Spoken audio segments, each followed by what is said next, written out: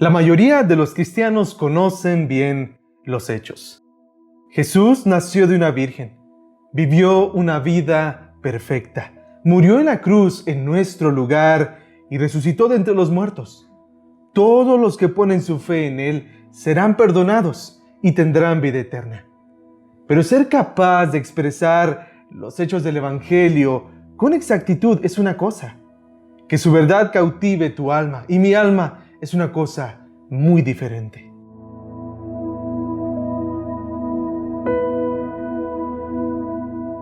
El día de hoy comenzamos nuestra serie de 3 devocionales hablando acerca de la historia del Evangelio. Y para que te prepares desde un principio, vamos a estar hablando de 1 Corintios, capítulo 15, versos del 1 al 4. Y como cada vez que entramos a un libro nuevo de la Biblia, es necesario hacer una introducción general para entenderlo mucho mejor. Y alguien ha dicho que el mensaje teológico de 1 Corintios, pudiera ser el más difícil de todos los libros del Nuevo Testamento. Ahora, quiero aclararte lo siguiente. El mensaje teológico es el tema principal o la esencia del libro. No siempre es lo mismo que su contenido. Es decir, sobre lo que está escribiendo el autor, o el propósito, ¿por qué está escribiendo el autor bíblico? Y yo personalmente así es como propongo declarar el mensaje de 1 Corintios, ese mensaje teológico que necesitamos entender. El Evangelio requiere que el pueblo santo de Dios madure en pureza y en unidad. Una vez más, el mensaje teológico de 1 Corintios, para mí, es que el Evangelio requiere que el pueblo santo de Dios madure en pureza y unidad. En esta carta, el apóstol Pablo usa el sustantivo evangelion o evangelio 7 veces y el verbo evangelizo, es decir, proclamar el evangelio, 5 veces. Y aunque el sustantivo y el verbo evangelio pueden aparecer solo 12 veces, el concepto impregna toda la carta. El Evangelio resuelve cada problema que Pablo aborda en 1 Corintios, porque el Evangelio y sus presupuestos y consecuencias es decisivo para cada problema con respecto a cómo deben vivir los cristianos. La conexión entre los problemas corintios y las soluciones que presenta el Evangelio suele ser directa, pero a veces la solución presupone el Evangelio o fluye del Evangelio. En total, en esta carta hay 10 problemas principales que Pablo aborda en esta epístola que nosotros conocemos como 1 Corintios. Este es su contenido. Su propósito al escribirla, por supuesto, era dar solución a todos estos problemas. Directa o indirectamente, la solución paulina siempre era el Evangelio. A continuación te presento una manera de definir el Evangelio de una manera limitada, pero que nos servirá a lo largo de todo nuestro tiempo de devocionales juntos. Según yo veo aquí, el Evangelio consiste en lo siguiente: Jesús vivió, murió y resucitó por los pecadores, y Dios te salvará si te apartas de tus pecados y confías en Jesús. En 1 Corintios, capítulo 15, versos del 1 al 58, encontramos el último de los 10 problemas abordados por el apóstol Pablo en esta epístola. Aquí, la solución presentada por el Evangelio viene de una manera directa. ¿El problema cuál es en el capítulo 15? Algunos cristianos corintios estaban negando que Dios resucitaría corporalmente a los creyentes. ¿Cuál era la solución? Cristo murió por nuestros pecados y Dios lo resucitó corporalmente. Si Dios no resucita corporalmente, entonces no resucitó a Cristo corporalmente. Pero si resucitó corporalmente a Cristo y por lo tanto, así fue, resucitará corporalmente a los creyentes. Ese es el argumento del apóstol Pablo en estos 58 versículos. Ya que Dios realmente resucitó a Cristo de forma real y corporal, eso mismo será una realidad para nosotros, aunque en este momento no lo veamos así y también en ocasiones podamos dudar sobre eso.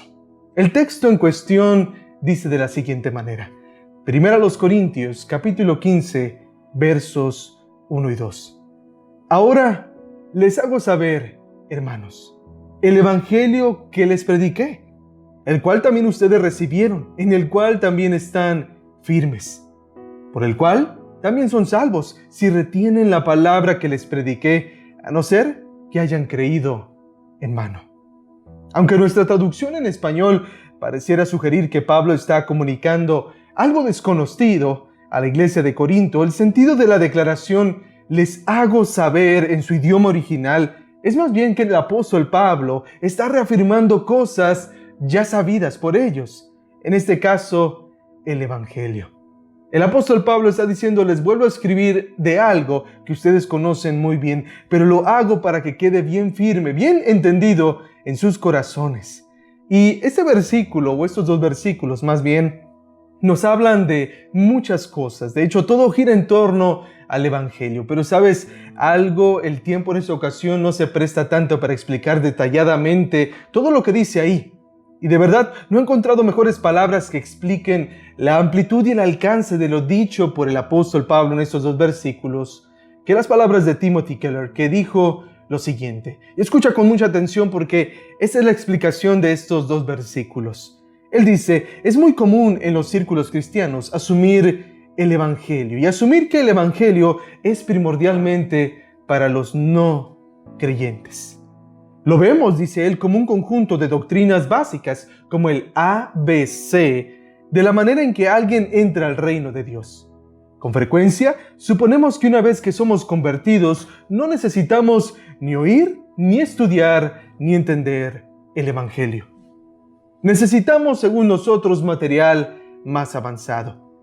Pero en estos breves versículos, Pablo hace un resumen de una verdad explosiva, que el Evangelio es el A a la Z de la vida cristiana. No es solo cómo entrar en el reino de Dios, también es el cómo vivir como parte del reino de Dios. Así que si quieres entender estos dos versículos, se trata de esto. El Evangelio es el A a la Z, es el principio y también el final de nuestra vida. Siempre nos estaremos recordando la verdad de lo que Cristo hizo por nosotros.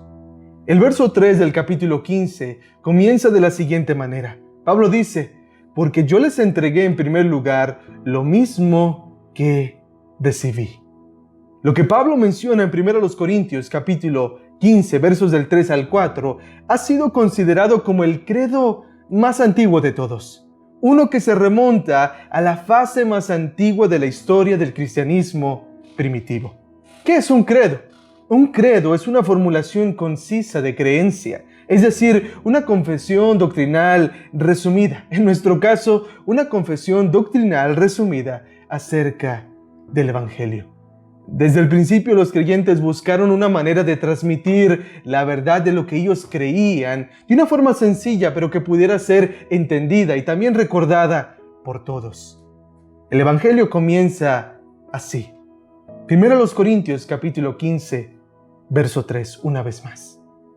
Que Cristo, dice el apóstol Pablo, murió por nuestros pecados conforme a las Escrituras. Que Cristo murió por nuestros pecados conforme a las Escrituras. Esa verdad la hemos escuchado una y otra vez. Y a medida que nos acercamos a esta fecha que conocemos como Semana Santa, la Pascua, esto lo recordamos cada año y lo damos por sentado. Y es que en la mundana existencia de nuestra vida diaria, somos muy propensos a dar por sentado la cruz de Cristo. Equivocadamente pensamos en ella solo como una de las verdades fundamentales de nuestra fe. Por lo tanto, olvidamos meditar en esta verdad de verdades y pasamos por alto su verdadera riqueza. Para evitar dar por sentado la cruz de Cristo, quisiera invitarte a reflexionar en la siguiente idea. Sé que el mensaje es sencillo y breve, pero posteriormente a esto me gustaría que lo pensaras un poco más, tú solo, tú sola, o con tus seres queridos, o con personas que quisieras llevarles no solo este video, este devocional, sino esta enseñanza. Piensa lo siguiente: no era necesario en absoluto que Dios salvara a los seres humanos. Déjame decirlo una vez más. No era necesario en absoluto que Dios salvara a los seres humanos. No me malentiendas. Necesitamos salvación porque somos pecadores, pero Dios no estaba obligado a salvarnos. Él no estaba en deuda con nosotros estábamos en deuda con Él. Y si no estás en Cristo, sigues estando en deuda con Él. ¿Por qué digo esto? El apóstol Pedro, en su segunda carta, el capítulo 2, verso 4, dice así: porque Dios no perdonó a los ángeles cuando pecaron, sino que los arrojó al infierno y los entregó a fosos de tinieblas, reservados para juicio. Dios podía haber elegido con perfecta justicia habernos dejado nuestros pecados a la espera del juicio.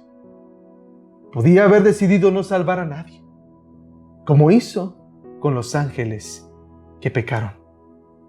Esos ángeles pecaron y, siendo sinceros desde una perspectiva general, según la Biblia, los ángeles hubieran sido más útiles que nosotros en muchas cosas para servir a Dios. Y aún así Dios no quiso redimirles, salvarles, sino que Cristo vino y murió por nosotros para salvarnos y darnos salvación y cercanía y paz con Dios a través de su muerte. ¿Por qué era necesario que Cristo muriera? Esa es una pregunta importante. Y la verdad no sé si hay una pregunta más importante que esta. Y creo que no. Cristo vivió una vida perfecta, la vida que tú y yo deberíamos haber vivido. Así que la pregunta es de suma importancia. ¿Por qué tuvo que morir alguien como Él? Bueno, si lo analizamos, Él no tendría que haber muerto por sí mismo. No, Él murió porque Él sería el Redentor. Su voluntad y la de su Padre fue redimirnos. Esa fue la única motivación por la que Él vino a morir, para salvarnos a nosotros. Él no tenía una obligación, pero Él quiso hacerlo. Quisiera terminar esta reflexión citando al apóstol Pablo y después dando una cita de la historia del cristianismo. Pablo en Gálatas capítulo 4, versos 4 y 5 dice así: cuando vino la plenitud del tiempo, Dios envió a su Hijo, nacido de mujer, nacido bajo la ley, a fin de que redimiera a los que estaban bajo la ley. En cuanto a la declaración, la plenitud del tiempo, el historiador cristiano Justo L. González escribió lo siguiente: no quiere decir que el mundo estuviera listo para hacerse cristiano, como una fruta madura pronta a caer del árbol, sino que quiere decir más bien que en los designios inescrutables de Dios había llegado el momento de enviar al Hijo al mundo a sufrir muerte de cruz y de esparcir a los discípulos por ese mismo mundo para dar ellos también testimonio de su fe en el crucificado. A su debido tiempo Dios envió a Cristo a morir por ti y por mí. Pero su muerte no solo se queda en un evento histórico. Su muerte se ha convertido en ese evangelio que predicamos, ese evangelio que es el poder de Dios para salvación. Y lo primero que vemos aquí, la primera parte de la historia del evangelio, es que Cristo vino y murió por ti y por mí. ¿Para qué? Para llevarnos a Dios.